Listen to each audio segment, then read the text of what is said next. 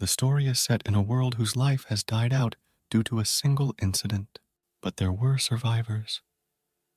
And one of them, walking through the abandoned streets, found wine that he intended to drink. But his partner suggested it would die because this bottle is about 100 years old. Although the wine should get better with time, this alcohol he took from the skeleton's hands that he would die with such an expensive treasure. His friend was looking for all sorts of things they could use, but only found a photo that was lying on the ground. But suddenly, they noticed something approaching them. It was a zombie that had been roaming the streets for years. It walked towards them and growled, but was very slow. Its body still somewhat resembled a human, but was wrapped in strange vines that had grown into its body. They looked at it and immediately determined that it was a high-class monster. It was called the Bloodstone Rogoga, and here was a fat guy who immediately wanted to leave when he saw it. They got into an argument. The redhead was his captain, and he was unhappy with his partner's decision. The captain had already killed 3 of them this week.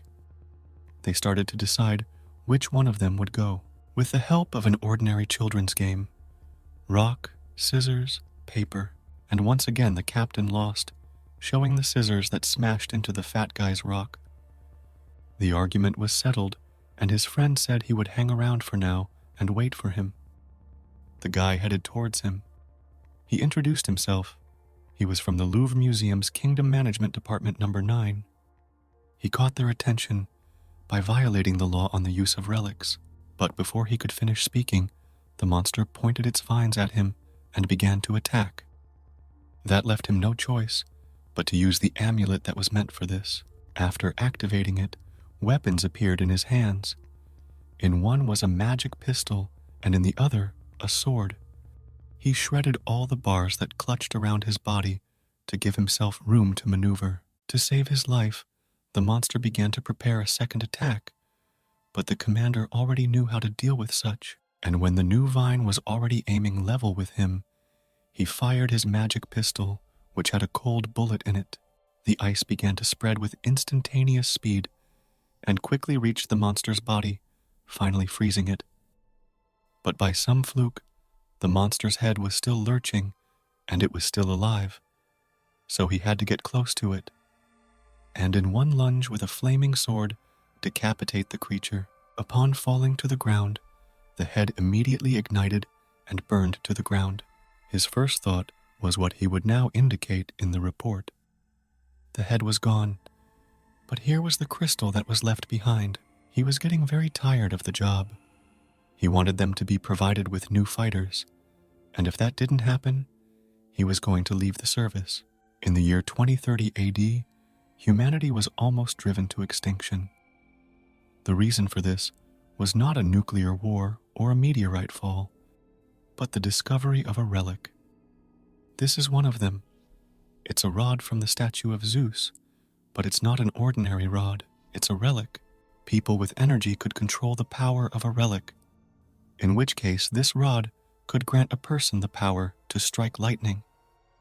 In other words, people got superpowers from relics. So it was only a matter of time before the land was destroyed. But for the moment, all the relics are in the care of the Louvre Museum Kingdom. Somewhere on the edge of the Louvre of the Museum Kingdom, in an abandoned mall, 2 boys were watching this video that was on TV. One of them asked if he knew that cute guy from the screen. He looked very familiar. The boy looked at whoever was next to him, a fully bandaged man, and the man in bandages said, "The man in the video is him." This all took place in one of the subway stations where the wanderers lived, which was located on the remains of civilization. Only the entrance was visible from the outside. Everything around resembled a desert. He went upstairs to think. He had often heard that no one could predict the future. He could never have thought of what had happened. That the richest and smartest student, also the best graduate, would become the lowest of the low in just one day. It all happened a few months ago at the academy, in a combat class. That same bandaged boy fended off his opponent's attack, and taking advantage of his confusion, I was able to outsmart him and get behind his back. The purpose of the task was to tear off the paper that was taped to his back. Upon completion of his training, he took the oath of office. He solemnly swore that the earth had been destroyed, but 3 things remained: cockroaches, crooks, and officials, and pledged that he would do his best to restore this lost world. He was immediately met there by one of the RMD department representatives. He invited him to his department number 1. His techniques, knowledge, and skills were astounding. He was the best. That's why he claimed the spot. And from that moment on, he knew his future was set, because he wanted to get into RMD from the beginning, and the organization came to him on its own. But it turned out not to be that simple. In fact, he pretended to be the best, but in the end he was making trades with rivals. The guy paid big money for others to lose to him in every fight. Sometime afterward, he met 2 guys in the cafeteria, and they got into a conversation. He wondered why they had decided to go to the academy. The girl said that her cousin was standing next to her, and she was showing the neighborhood to him because he would be enrolling here soon. The guy's name was Pavio, and the girl's name was Alan. She also wondered what Achan himself was doing here. He was here on important business. The shooting was about to take place, and he was chosen to shoot a commercial that they shoot every year. She envied him a lot because the guy was from an elite family, and he often got such opportunities, but he disagreed. He didn't believe in the family banner or his luck, only praised his skill. But there were many rumors around him, and she had heard them, especially the one about him bribing his opponents. He answered her that it was a common case, that it was the usual tales of losers, that he was envied. She doubted a lot of things, especially the practical test, because the theoretical one could be written off. She didn't understand how he could win, because Han could barely handle antiguos. Her brother asked what the word meant. They were old artifacts and relics that had very different origins. Relics rumored from the past are antiques. Most of them are very powerful, but without enough energy, they are difficult to control. But the weaker the artifact, the easier it is to control. They are usually artificially created relics. As a rule, they are used at the very beginning and then changed to antique ones around the time of graduation. But Han was still only using a dagger. She angered him a little. She said his energy level was probably at rock bottom since he was using such a weak artifact. He answered her with the same rudeness, reminding her that she had lost the title of top student even with such capabilities. Alan began to freak out, while her brother laughed quietly behind her back. At this point, Han pretended that he was a very busy man and didn't have time to just chat with her. He left to make a video. In the video, he said that the destruction of the land was only a matter of time, but now, all the relics would be under control. With this video, they wanted to attract more people to turn in all the relics they found. The video turned out great. That's what the director thought. The man asked Hona which department he was going to be in. But Hona's goals were unchanged. He had long wanted to be in Ward number 1 and to be a palace protector. The man knew what this place was, a most useless one in his opinion. There was hardly any work there, and in this place, a talented student like Han would be lost. After thinking it over a bit, the man said he was obliged to go to Ward number 9. Such news, Han was greatly surprised. It was not a suggestion, but a statement. The guy was actually enrolled there, which made him more resentful, because it's the worst department. The loser department. The man looked straight into his eyes, very piercing. The guy's tone changed immediately. He stopped shouting and was grateful for the opportunity, but he still asked to go to department number 1. The chancellor warned the lad that in this case, he might lose his antiques, which meant one thing. Department number 1 took only one student a year, and to choose which one was a test, at the stake of which was the applicant's antiques. He asked the man if he's number 1, he's the man to take the job, unless there's another candidate. He began to ask a lot of questions about who the imposter was that was claiming to be him. It wasn't fair. They should settle this issue fairly.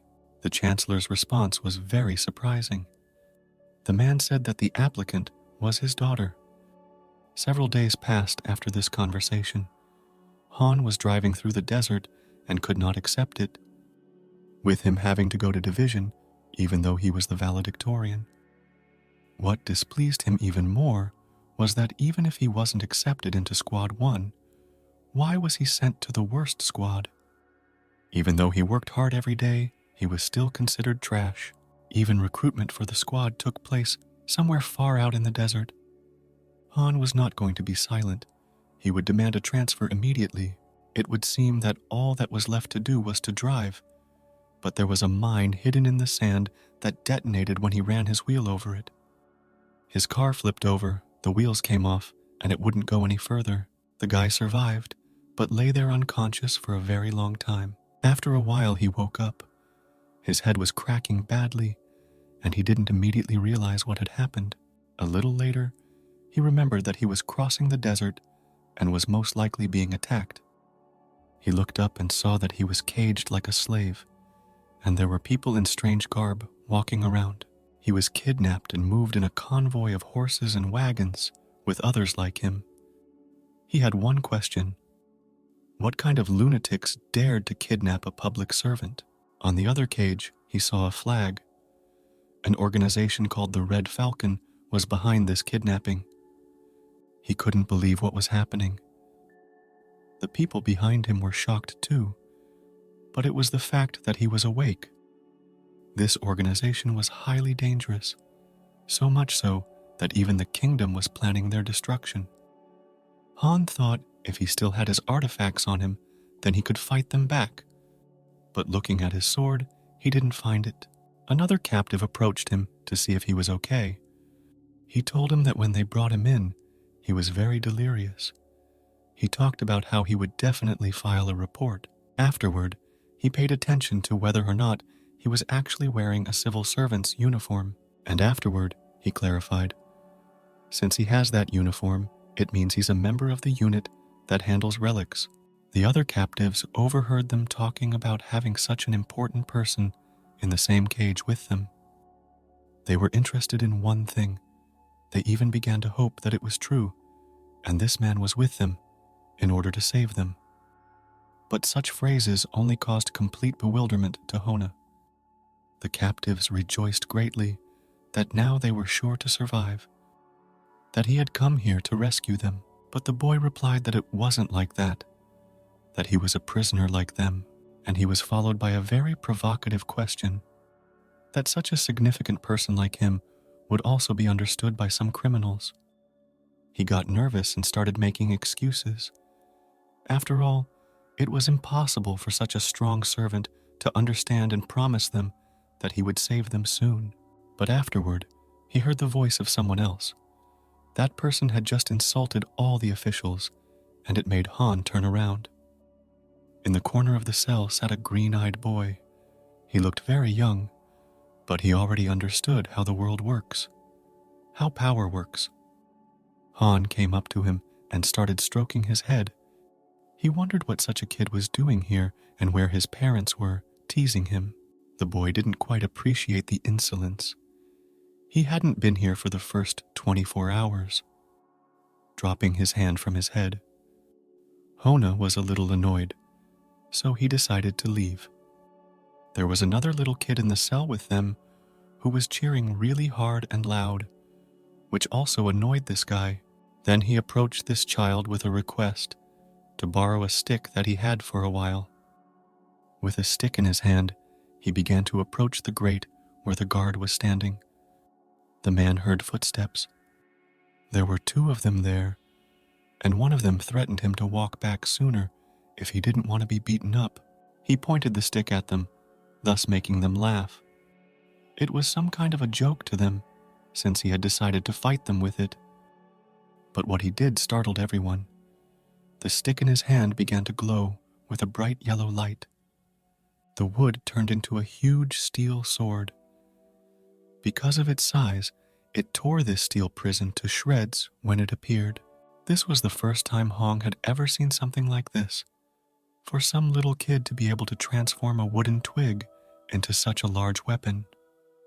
And immediately upon receiving the weapon, the guy swung it in the direction of his abusers. He was going to leave the place right now. The soldiers didn't know what to do because they could be executed in an instant. But something didn't happen as he had planned. The sword vanished before it could reach its target. The boy himself was in shock as to why this was happening now and what had happened in the first place. The captives were dumbfounded no less. Just now they had hope, and in an instant it was gone.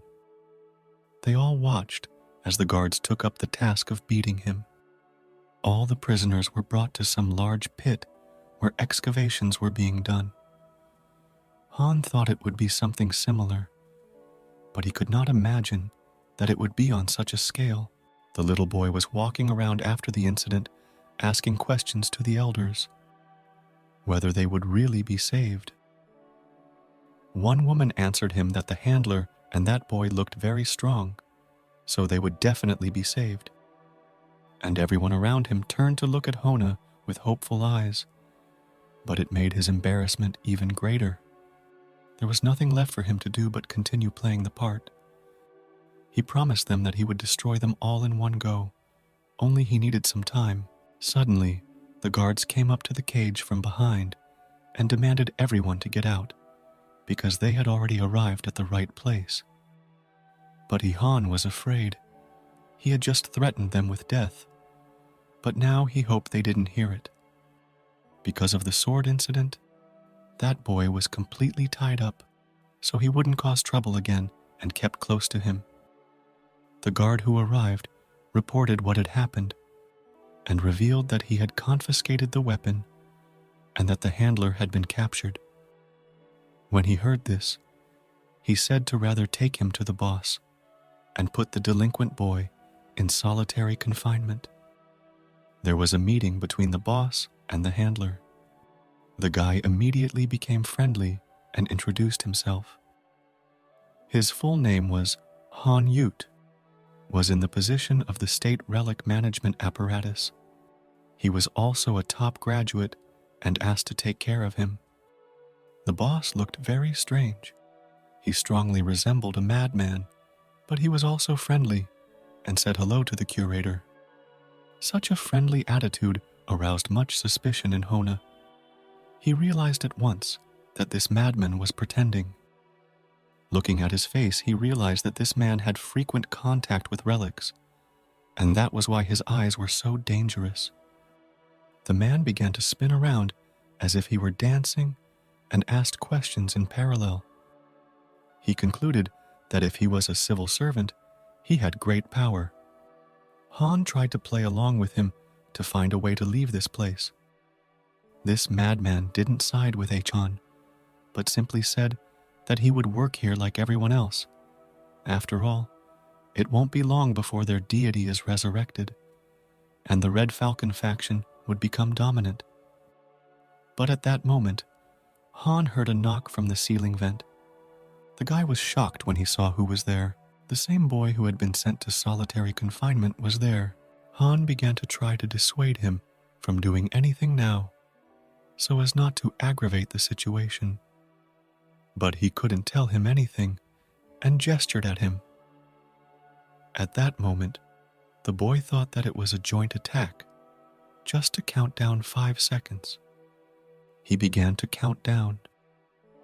The curator tried his best to inform him that he should pick the right moment, but when he counted to 1, he jumped down and kicked the boss in the face.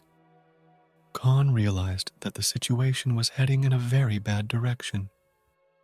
The madman was hit in the face, but the blow wasn't strong enough to knock him out. The kid made so much noise that Achan couldn't stand it and started yelling at him for such a stupid act. After all, now they would not be able to escape. The guards would come to the noise. The mad boss started to get up from the ground.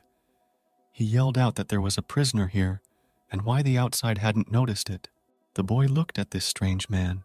In his opinion, he only looked strong, but in reality, he was just dumb. But like Han said, he only looked weak now because his relic had just been broken. Not 2 minutes later, security ran into the room. Looked a little beat up, which they noticed right away. The presumption fell only on these two guys who were there, so they were punished to the fullest extent. The next day, all the prisoners were forced to work in this mine. Also, Han and that boy were forced to work. They were given the most difficult procedure because of their misbehavior. They dragged a cart of dirt to the very top. Han did not stop reprimanding the boy. He did not demand from him action, but to begin with reflection. But the guy was trying to stand his ground. He wasn't going to just bow his head to them. Then the curator decided to tell him how to proceed.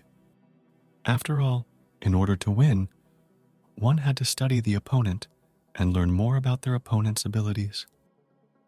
And even if it was possible to attack them, it was still necessary to learn more about their relics. The boy was still too young and did not know trivial things, so such information greatly surprised him. They reached the top and unloaded the sand cart. They were very tired, and so they decided to rest. Han asked what kind of sword this guy was using. It was an Apito sword, according to the guy.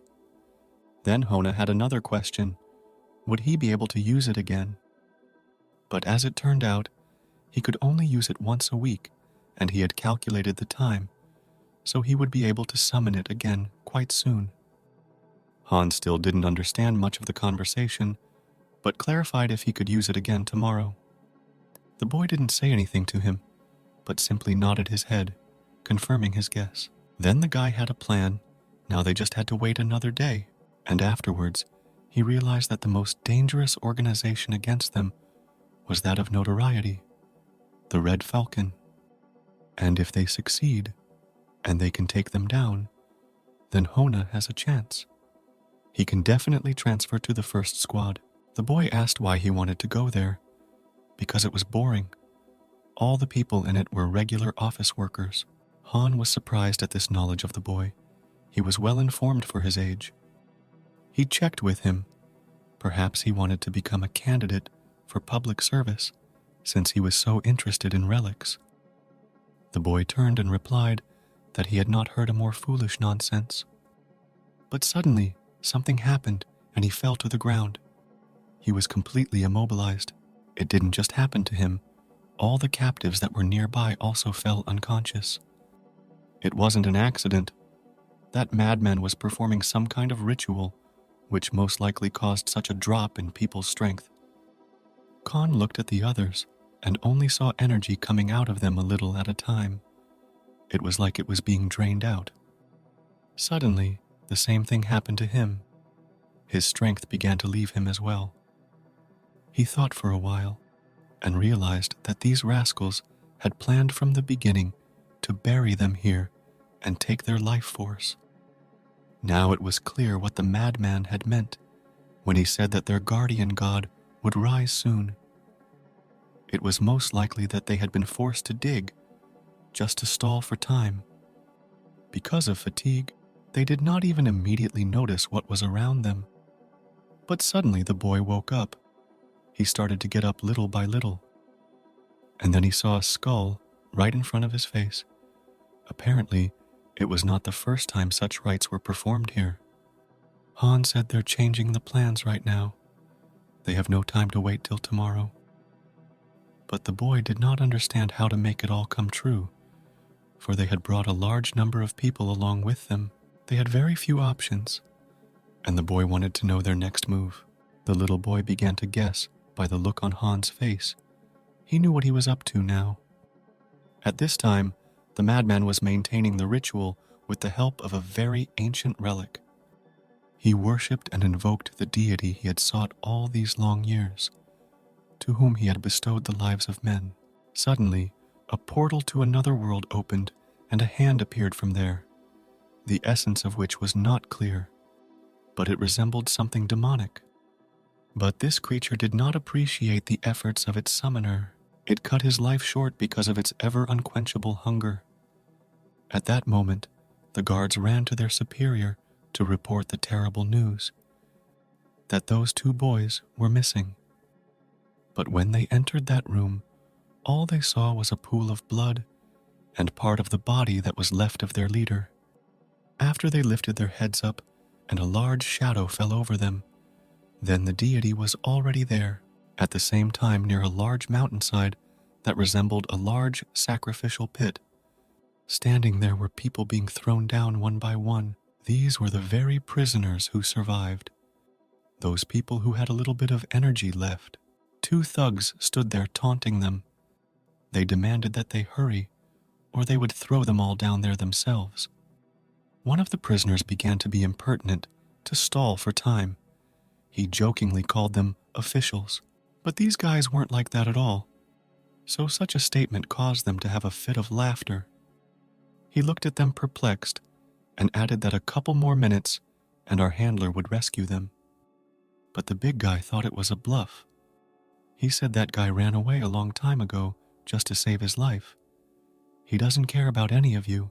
That assumption turned out to be completely wrong. And at that moment, Kwan was behind his back. He caught him off guard and delivered a powerful punch to his face. As the first guard flew straight into the gorge, the second guard failed to react in time and received an equally powerful kick in the back from the second boy. The 2 poor fellows were tumbling down the stairs and would not be able to climb out quickly. The boys' faces changed.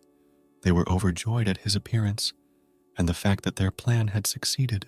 Then Junior asked why everyone always thought that way, that H-On was going to escape alone. But he didn't have an answer. He wondered about that himself. 30 minutes before, 2 guys were discussing what they needed to do and what their plan would be. Han didn't come up with anything super unusual. His only move was to attack the guards. The boy stared at Hona with great surprise, and then the curator asked why he was looking at him like that. But for the boy, such words were very unexpected, but thought the plan would be to escape. But Hona's pride prevented him from doing so. If he ran away alone, a great deal of rumor and slander would go around him. He imagined that shame for a moment, and then a place in Section 9 would be true for him. Such thoughts immediately made him panic. He didn't know if it would have been better to end up here or just rot in this department if he hadn't been kidnapped. They got separated from that group of people, but the boy was behaving strangely. He started jumping on the spot for no reason. Han turned around to say that now they should spend all their energy searching for their relics, but when he saw what he was doing, Boy was shocked. But the boy began to feel his body become normal again. He didn't feel the heaviness that he had when their energy was drained. The curator took notice, and indeed his strength was no longer gone, and his body seemed much lighter. That meant only one thing. Either someone had stopped the effects of the relic, or it had infused enough power. He wanted to think about it some more, but suddenly there was a big explosion, as if something big had fallen to the ground. Ordinary people and guards began to run away from there rather. Something was scaring them very badly. Suddenly, the dust cloud dissipated, and right behind it was a strange and huge monster. It looked terrifying, and was the very deity that this sect was chasing after. This monster looked like a mutant, with a lizard body and a crown-shaped crest. From the knowledge he gained after his training, Han realized that it was nothing but a basilisk. The boy was shocked. How could such a creature, which he had only heard of in myths, be here? It was clear. It turned out to be the relic that madman worshipped. But he wasn't the one who could control the energy it had accumulated, so it was out of control. While they were talking about him, this monster walked past them and immediately noticed. The situation was a stalemate. and it was urgent to figure out what to do next. And the very first thing that came to mind was to run.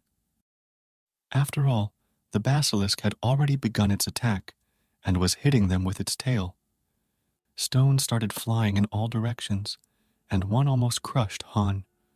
Too much has been going on since he was assigned to Section 9. There was only one piece of favorable news in this. The Red Falcon sect had been badly damaged, but they weren't the only ones. The usual captives were also caught up by the basilisk. Some were already lying dead. The Red Falcon guards tried to save their lives by fleeing. Han began to analyze the situation. The basilisk is only targeting ordinary citizens. It was all very strange and confusing, for to such a monster they all looked like bugs. But in a moment, the boy realized it all. The Red Falcon had special hats on his head that resembled the crown of a basilisk. He immediately told his friend of his speculation, that those people wore hats with red feathers. Khan asked him to look closely at the monster's actions. He wasn't attacking those thieves. He was only attacking those who had been captured like them. The boy listened, but still the monster's appearance was very strange. As it turned out, the basilisk hatched from a chicken egg according to legends, and the rooster's cry was his weakness, and most likely for this reason, he tried to avoid people with a comb on his head. The basilisk was artificially summoned, so he turned out to be very stupid. But the boys had another question. Now they had to get hats like this. The boy was sure it was impossible in this situation, but Han thought otherwise and ordered it. The boy to tell people to run away soon, and he himself headed the other way, but never said where. He asked to rely on him, because he had become a top graduate and won first place in the written exam. He had a great plan. He headed to the room where the monster had been summoned. He knew that summoned relics had one thing in common, that there must be a medium somewhere that shows the identity of the relic. When he arrived in the summoning room, he found an artifact floating in the air, emitting bright rays of holy light. It was the medium he was looking for. He grabbed a nearby iron lamp. He just had to destroy the thing. When he ran up to it, he saw a pool of blood in which the very madman lay.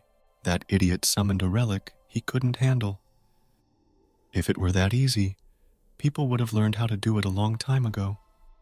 He had little time to reason. The commoners were still in danger. So he decided to strike at the medium, but it didn't turn out to be that easy. The stick just bounced off of him. At the same time, the basilisk raged even more violently and destroyed everything around it. The boy managed the errand and was able to get hats for the people, but suddenly, the monster jumped out right behind the guy, destroying a huge wall. The guy was shocked by the surprise. Afterward, he began spewing flames from his mouth and aimed exactly at the boy. He managed to take cover behind the nearest slope of rock, but this ability of the basilisk surprised him even more.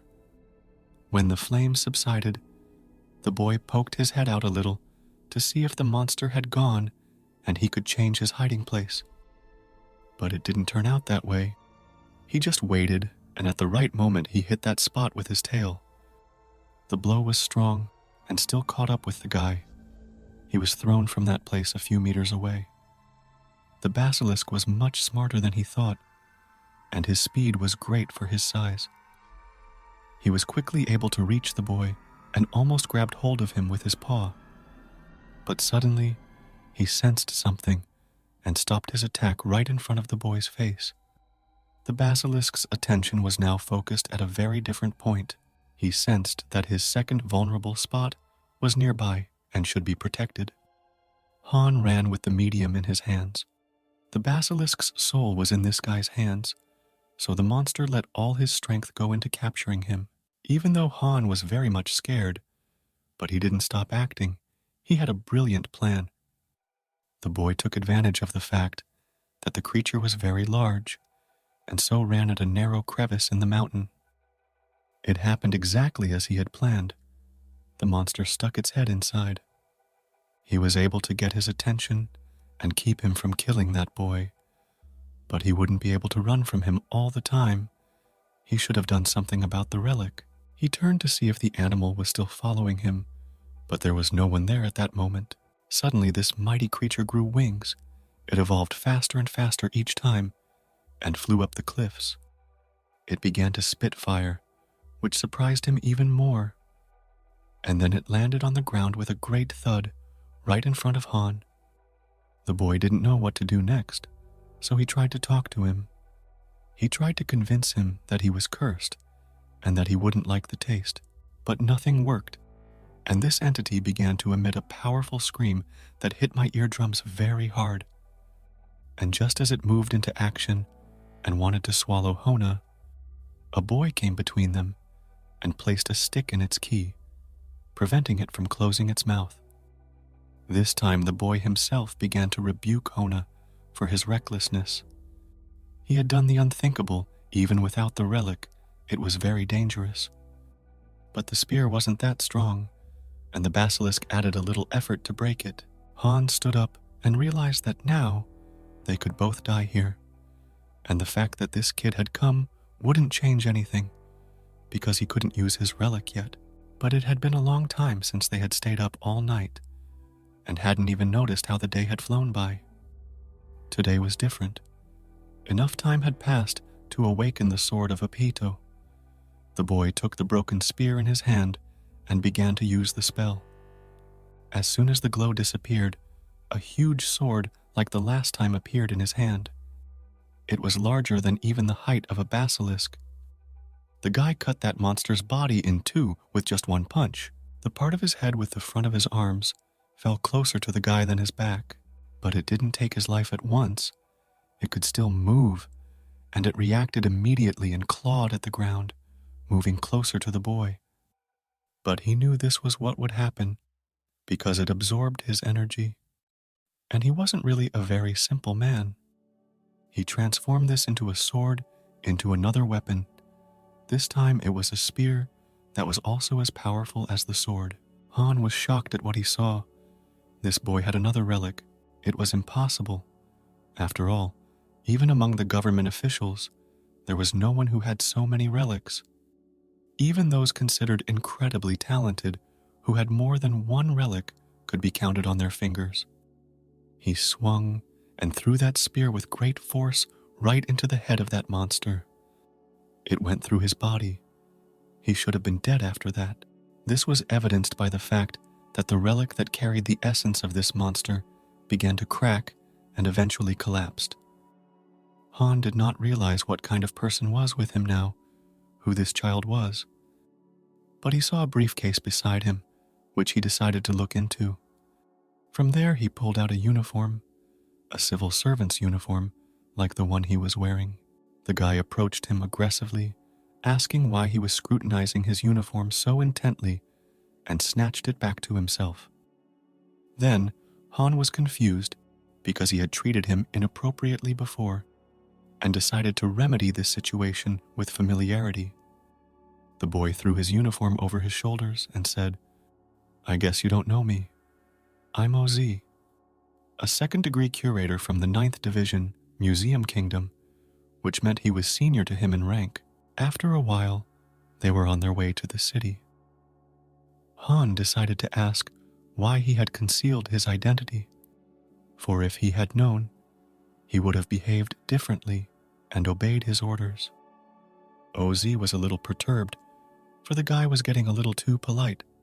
He felt bad for all the things he had said before, when he had humiliated what appeared to be an older man, and now wanted to make amends in every way possible. He didn't want OZ to think wrong of him. He respected him, and even more so, seeing his abilities. He even tried to relieve the tension in his back and give him a massage. But OZ refused. He was more annoyed that the cart was shaking. Then he climbed out and ordered the two already beaten thieves to drive more carefully, for the older man felt uncomfortable. A little later, they arrived at one of the 7 cities of Louvre, where the headquarters of the 9th Division was located. This town was called Coco Parchi and was the biggest food town for which it was famous. They walked through its streets, and Han wondered greatly It was the first time he had ever been there. For some reason, the end of such a prosperous era had come. Suddenly, strange things began to happen that turned the world upside down, including a dramatic climate change in the region's environment. One of the towns that received aid was Coco Parsi, thanks to a variety of food shipments from other villages. The developing city has become one of the largest cities with the best cuisine in Louvre. The first thing they did was to go to a nice place to eat some proper food. This city was so famous, but Han had never been here before, and now he was walking down the street and eating food that was strange to him. He had never traveled outside of his town since he was born, and he had never tasted such delicious food. They walked on quietly, but then Han began to notice that everyone they passed was looking at them very intently. But it wasn't just the guy. It was more interesting than that. People looked at them that way because they wore uniforms. The two girls that spotted them immediately ran up to the junior and asked to take a picture. After all, there was a government official in front of them. It was all driven by the fact that there was nothing more important than food left in this world, and no gang was targeting this city. Sometimes, and even very often, there are no government officials in this city, but that doesn't make it a dangerous place. Even in the remote villages near it, there is still no crime. It wasn't what Achan expected. He assumed 9 division. It's just garbage, but it was too late for him. He had already said some nasty things. At that moment, OZ looked up and reported that they had arrived at headquarters. Sean used to think that Section 9 was the worst unit in the whole country. They were standing in front of a huge castle that housed the officials. The junior curator was surprised at the size of it. This was very different from what he had imagined. He'd assumed that the most he'd see was a stinking warehouse or something similar. He thought at that moment that this was why Mr. Rector had sent him here, to make revolutionary changes in Squad 9. Han began to cry at such gratitude and regret that he thought badly of his rector. But Ozzy distracted him and told him that this was not their headquarters. It was the headquarters of division. Then Keikon asked where their headquarters was actually located, and then OZ pointed his finger at the very container the recruit had envisioned. For certain reasons, the headquarters of these 2 divisions are not far from each other, but almost all cases in Coco Parsi are handled by themselves. Ahan went into a slump. He hoped very much that those girls weren't taking pictures with him because they thought he was in Division 7. Swinging the doors open, OZ confirmed his hunch that they were just mixed up. They began to go down the stairs deep underground. But when they got there, the first thing Han saw, it was a complete mess. Someone was just sleeping. 2 were sitting drinking at a table. One of the guys was yelling with someone on the phone. It was just awful. And the brother and sister were fighting in front of everyone just because they didn't share an ice cream cone. It was an absurd place that didn't fit the description of a public enterprise. On the left was Jamie's Pawn Star, and on the right was Robert, and they were really worried because they couldn't contact OZ, even though he had just gone on a sea-level quest. But according to him, this quest was much more dangerous, because there was even a chicken-like monster. It was terrifying. He was approached by 2 other girls from their 9th division. The one on the left was Rosie Jamie, and the other was Emily Blanche. Rosie wondered if he knew anything about Marco, for he had gone to meet the new guy and was lost himself. But Oza had no answer. Han himself went to the table where the leader was seated and introduced himself. He was enrolled here 4 days ago. The vice leader on the left, Jopo Ort, asked him to be a little more relaxed and not to be afraid of anyone. And the man with the scar was the leader, Dinjurg. He also greeted the boy back. Han had heard a lot about him. He was a legend among all the students. This flattered the captain a bit. He even referred to the fact that he was still a legend, and the squad no longer called him that. Din Jerk could control 2 antiques as early as his high school days. And he also left the 1st Division and became a leader when he joined the 9th. He was so unpredictable. They were all staring at the dossier that Keihan had given them. They were pleasantly surprised that such a talented student had been sent to them. He had all A+ grades. The lad remained a little glum and seriously announced that he wasn't going to stay long in this division anyway. All the guys standing nearby were speechless for a moment and couldn't say anything. Such harsh news shocked them. Dean stood up from his desk then. The atmosphere was a little tense, but he continued with a smile on his face. That he should react that way, he liked ambitious people like that.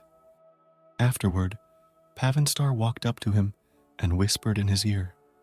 Their leader only behaved this way because their division is not in the best condition right now, and picking on newcomers can say bad things.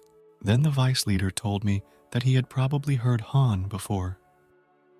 But the difference between the 7th and 9th divisions was great, all because the 7th had more keys. A royal key. This is the key that the division received from the royal family for successfully completing the quest.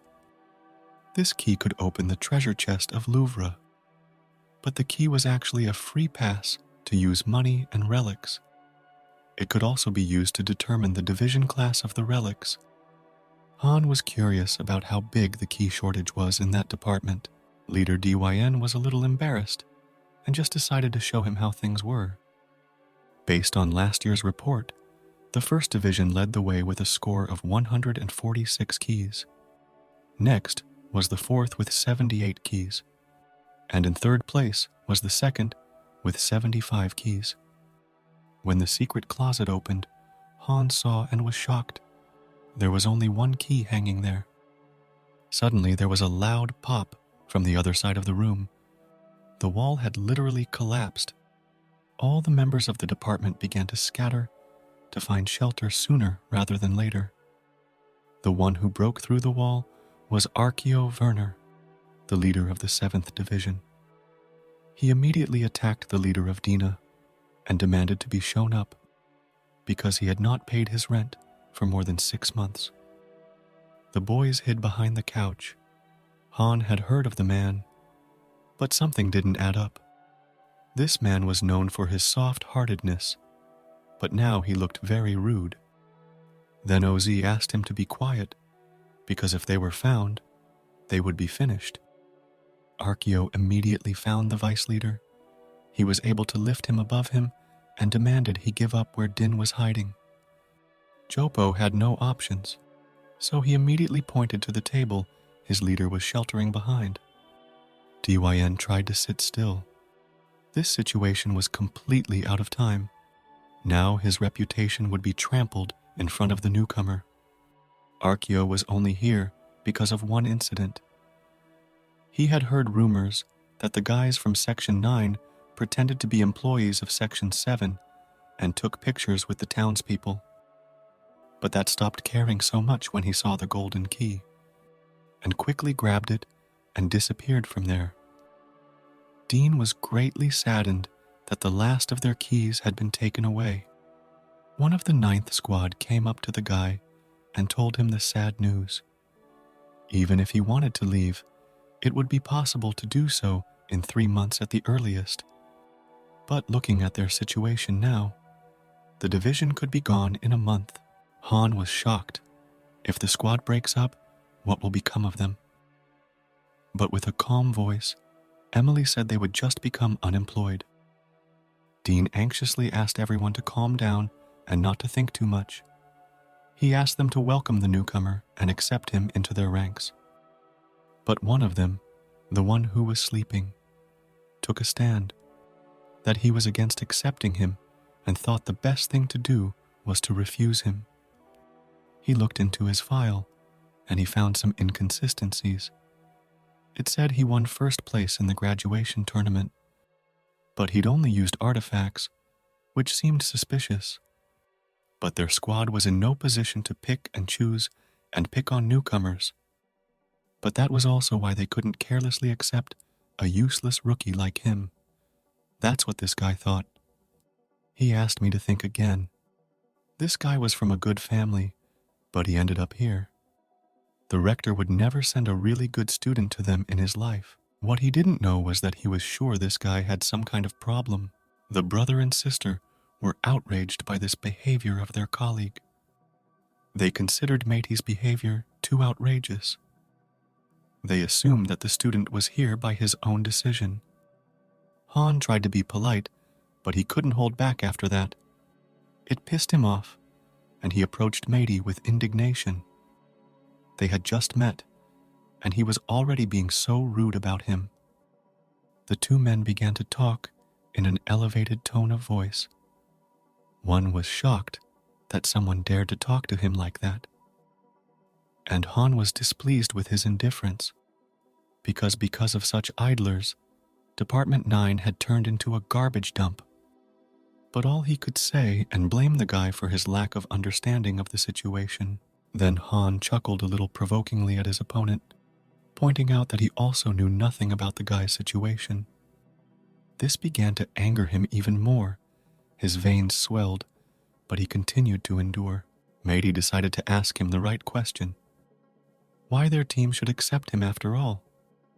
After all, Hona had a bad temper, and on top of that, his relic was just an artifact. He had nothing else to boast about besides his theoretical knowledge. After all, in Division 9, they valued skills more than knowledge. And afterwards, posed a very wise question. What could he offer them to join the department? The whole situation was getting creepy, and the leader DYN was in shock. He didn't realize if he should stop Matey before the newcomer decided to back out. But the department was in dire need of people. They looked each other straight in the eye, and the tension only grew with each passing minute. Then Pavenstar entered the conversation and demanded that it all stop. After all, Hong couldn't talk to his alleged boss like that. But Matey should have cooled down and not overstepped personal boundaries, and suggested a reasonable way out of this controversial situation. And to avoid a fight, then let them hold an entrance exam, and Matey would be the person in charge of it. Han was a little displeased with such an offer. He thought that graduating from the academy was enough. But the decision to join the party always remained with the party itself. The vice leader confirmed their words. It used to be mandatory to join the squad, and that law still exists. But lately there are too few candidates, so they didn't hold them. Matey was in agreement with that suggestion, and even hinted to the boy that maybe he should back out before it was too late. Han already felt that it was too shameful to be sent to Section 9, but if he was not accepted, his older brother would kill him for such a desecration of their family's honor. His older brother would definitely kill him for desecrating their family's honor. But he wasn't going to just give up. He didn't like Matey, and so he took the challenge to embarrass him. The whole troop went outside, and as an entrance exam, Matey suggested he play hide and seek. He was going to hide, and it was Han's responsibility to find him before time ran out. It sounded too simple. The location was defined as the entire city, and the search was allocated a period of time equal to 3 hours. The newcomer was allowed to use any relics as long as he would catch him. Also, the examiner wasn't going to attack him, only run away. Those terms seemed fair, even very favorable for Hona, but that would only be clear if he caught him. The guy said that if he wins, he wants Matey to answer one question he's been wondering about for days. He wanted to ask him later, but Matey suggested that he wouldn't be able to take the opportunity. The examination will begin immediately when the clock on the tower reads 1 o'clock and the bell rings. As soon as the bells started ringing, Han immediately pounced on Matey with his sword. He was going to finish the exam in an instant. But this man wouldn't be in the 9th squad if he could get hit by it so easily. Therefore, It was not difficult for him to evade the blow. Han quickly changed his position and was behind his opponent's back and was already hitting from that blind spot. Each of his attacks was futile. Matey dodged each of his attacks without difficulty. Pavenstar was a little surprised at his electrified sword, but Emily knew it was just a common artifact. The other girl was a bit surprised, for Han was moving fast enough, although it wasn't enough. But for a beginner it was very good. When Matey had slightly broken the distance between them, he activated the spell. A cloud of smoke rose covering all visibility. With the help of the Sun Wukong Crown Antique, he activated the self-reproduction technique, thereby cloning himself multiple times. Han found himself shocked. Now he assumed he had heard of this guy because of his technique from history to the West. Then Matey gave him a clue, because a fake is still a fake, and if he can touch any of those, he'll know immediately if it's real. But that would only happen if he could catch him, and all the duplicates rushed in different directions to confuse the newcomer. Oh and Din were greatly disturbed, for it gave a great advantage to Matey, though the territory was limited, but it was enough. Jope was the only one who kept his wits about him, even though Matey was a bastard. What happens if this guy can't pass a simple exam like this, but still gets into the 9th squad? He'd just be a liability, and here's Matey running down a city street trying to hide from a newcomer. But right out from behind the care popped up Han. Now he was definitely going to pass the exam. As soon as he touched it, it immediately vaporized. It was just another copy. The guy had already spent enough effort, but still hadn't found the real one. And so another encounter with the possibly real Matey, he cornered him and he had nowhere to run. In this situation, if this guy is for real, he's a winner for sure. The examiner looked at his watch and said he was greatly surprised at how weak his opponent was that he could only now find him. He pulled out his relic again and let the current run through it. He was determined to deal with it once and for all. He did find the real one this time, except he couldn't hit it. Matey activated another one of his artifacts, Sun Wukong's crown, and began to float in the sky on a cloud and grew farther and farther away from him. Han started shouting in his wake that it was too unfair for the first exam. But that meant nothing to Matey. He was just asking if a guy would whine like that when facing the enemy. The other members of the squad were also watching this action and the exam in general, and they already assumed that if things continued at this pace, Hona would have no chance of passing the exam. Even after such a failure, the boy never gave up trying to catch his examiner. He tried to catch him off guard by appearing in the most unexpected places, even climbing out of the sewers, but nothing worked. He only found the rest of the copies. But time was running out, and Hona had one last hour left before the exam was over. He was completely exhausted and realized that if he kept going on like this, there was no way he was going to catch him. He began to think about his situation and how to fix it. Han could only use one relic, and it was very weak when his opponent had super rare ones, which was very discouraging. And every time he thought about it, it annoyed him more and more.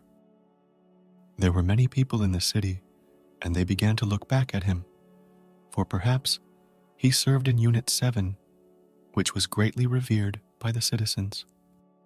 They started talking about him, and he immediately took notice of them, and then he had an ingenious plan. Ozzy and his friends were watching. They thought it was very strange that Han just froze and did nothing.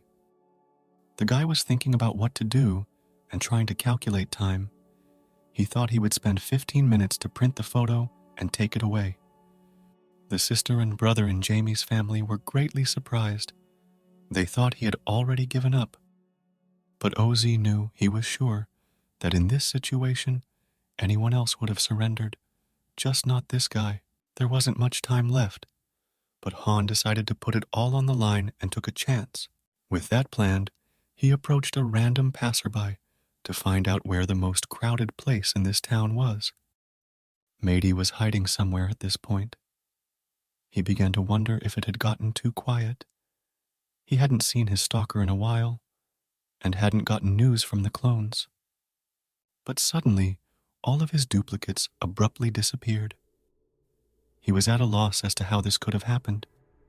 And then people seemed to go mad, and on finding the examiner ran to him. They shouted that he was worth as much as 30 million silver coins, and eventually caught him. Han came to the central square and began to distribute flyers with Mady's portrait on them. He said that this was a special offer arranged by the officials, and the winner would receive $30 million for catching this person. Everyone gathered around them, and OZ was very worried, because such a sum is very big, and whether the guy would be able to take responsibility for such a lie. But he was not going to deceive anyone. At that moment, a car from his family's security service came to him. He delivered the entire amount demanded, and now we only had to wait for the result because there were 10 minutes to go. Mady was tied up and taken straight to the rookie. He announced the results and told the winner to take the money from that car. Han's face became sly, and he walked up to Mady and said in a laughing voice, "Wow, who do we have here? Is it the senior Mady?" The angered examiner replied with the same words that the novice had once used. "That's not fair." Han leaned over a little and repeated his elder's words. "Will you also speak in front of your enemy?" Dyn met them and hoped that Han had won after all. After the exam, they noticed that a big food truck had pulled up, but immediately began to think that Squad 7 was showing off in front of them again. The leader decided to cheer everyone up, and to keep them from being discouraged by the poverty of their squad, promised to feed them instant curry, because all food is the same in the stomach. The Han has observed that such food is very fatty and unhealthy. The rookie thought all the guys got pretty hungry during the exam, so he ordered a couple food trucks. But I was ready to send them back, since they were not happy. The team sat down at their seats and began dinner. Han himself was shocked that the food here was so good. It was very different from the food in his hometown. He assumed that since his elders served in government agencies, they ate like this every day. But it was not like that. It was the first time they had ever eaten such a meal. Emily was embarrassed. She wanted to clarify if everything was okay, because he had spent a lot of money to catch Mady, and now such a nice dinner. But Han didn't worry. If he didn't have enough now, he would use his pocket money. From such nobility, Din and Jopo knelt before him and begged that he would sooner join their department, and were even ready to give up the place of leadership. Mady, though he ate everything he saw with great pleasure, he still opposed their proposal. Han looked behind how much he had managed to eat, and even already thought he had changed his mind. The examiner looked embarrassed, but continued to stand his ground. OH stood up for the newcomer. He realized that the entrance exam was not easy. Despite such harsh conditions, a city unknown to him, and the difference in their strength. But the guy was still able to cope with all the difficulties at the same time. OZ felt that his intelligence, agility, and the fact that he was able to not cave in to Mady, it was all enough to accept him into the department. After all these words, Mady turned to Han again and told him not to stay long in their team and to transfer to another department after 6 months. Such conditions suited the newcomer. He didn't experience any anger, but simply agreed to it with a happy face. When the existence of relics became known, a lot of people around the world started looking for antique things, like in European mythology. In fact, it would be more correct to call it a war rather than an incident. Although the scale of actions for this was small, there were only 12 men involved in this battle, Titans, that everyone knew about, the 12 gods, children of Uranus, the father of the heavens, and Gaia, the mother of the earth. These men, who possessed the relics of the Titans, fought each other for power and authority. The land hundreds of kilometers from their battle site has become uninhabitable. No one has ever been able to get close to the place. The final outcome of that war is still unknown to this day. No one knew how it ended, who fought, who died, or survived. Han didn't understand why DYN decided to give him a history lesson, especially in the middle of the night. But the information reached the leader that the newcomer wanted to learn more about OZE. The relics he possesses are endowed with the power of the Titans, which were used in battle by those 12 men. Han was very surprised. He stood up, and the juice can fell to the floor. He began to look for a match for these names, and he realized that Iapet is Apito. Kronos is Kron. As it turned out, OZ was just abbreviating names, which actually confused people a lot. This boy wore 4 rings with that much power. Han was already shocked to find out that he had 2 artifacts, so it turned out to be the relics of the Titans. But it was strange that there were no rumors about this boy among the humans. Din explained that the guy already knew OZ couldn't completely control them, and each relic had its own limitations. That huge sword, he could use it once a week. And the flying spear could only be used by forgiving weapons it was familiar with. But despite all that, his strength was quite impressive. But there was still one question. How could an ordinary official use such relics, since the state usually took them away? It turned out to be as simple as that. The thing is, no one but the OSA could use them. There were 2 ways to get into the department. Either get in and graduate from the academy, or get a recommendation from 3 people above the ranks of vice leader or leader. And OZ got here the second way, which happened very rarely. And known officials from other departments failed to control the rings, but OZ could, and that's why there were no rumors about him, so as not to tarnish their influence and power. And at this point, OZ himself came into this room. He asked why they were discussing the man behind his back, because you could just ask him in person. He immediately started telling his life story, that he grew up without parents. Before Din met him, he was living on the streets. So if Achan had asked, OZ would not have been able to answer how he got these abilities.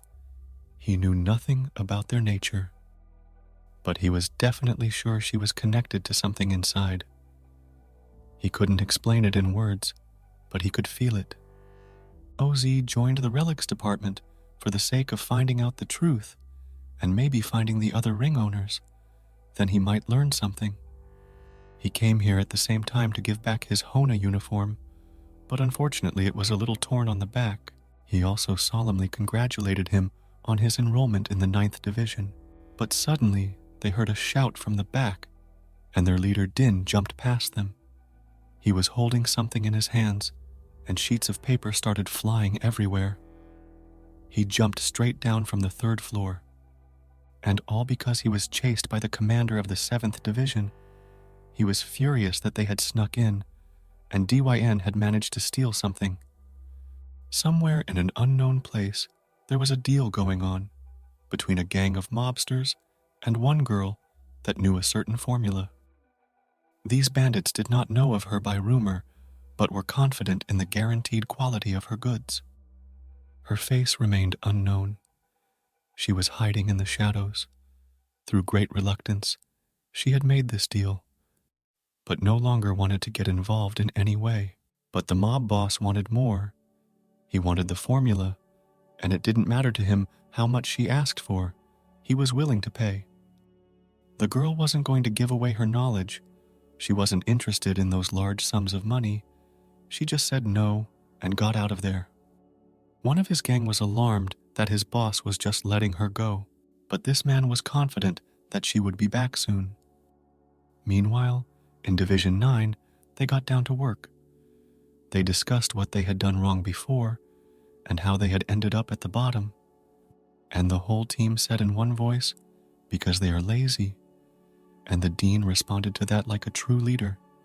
Now that they've admitted it to themselves, it's worth working on. But although that was one important reason, there was another. The head office always gave them very bad assignments, the payment for which was enough only for the existence of the department, but not for its prosperity. But now they didn't have to worry about that, because they had a sponsor, Mr. Han Yut, who promised to bear all financial expenses.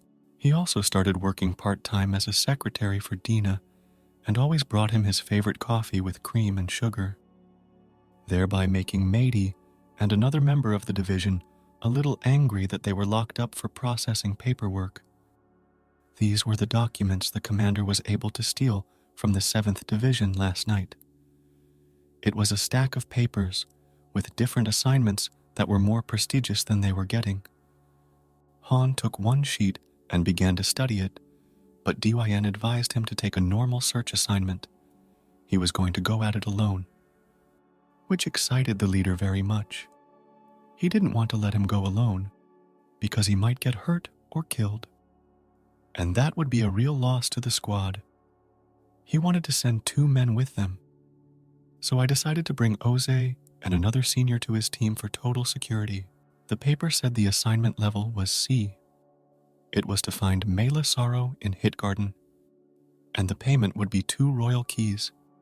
The town of Coco Parsi was the center of Western cooking. But if you go in an easterly direction from Coco Parsi, you can arrive in 2 days at Hitgarden, a historic booze-making town. This town was famous for its variety of alcohol, but because of the drought that lasted 2 years, everything changed.